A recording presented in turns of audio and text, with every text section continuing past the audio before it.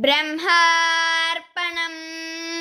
కోరికలు లేని స్థితి అనే అమృత జల్లు మాత్రమే ఆనందాన్ని ఇవ్వగలదు.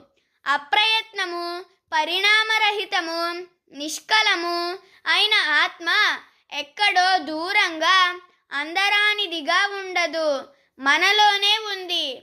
యోగి అదియే తానై తానే అంతాగా అనుభవింపగలడు. జీవన్ముక్తుడు అయిన జ్ఞాని ఆచరించవలసిన ధర్మము ఏదీ లేదు. తన ప్రారబ్ధాన్ని బట్టి సర్వకర్మలు జరుగుతాయి. కోరిక బంధహేతువు. కోరికలు నాశనం చేయుటయే ముక్తి. ప్రపంచం పట్ల వైరాగ్య భావన కలిగి ఉండుట వలన ఆనందం వచ్చును. ఎవరి గురించి ఆలోచించడం లేదు.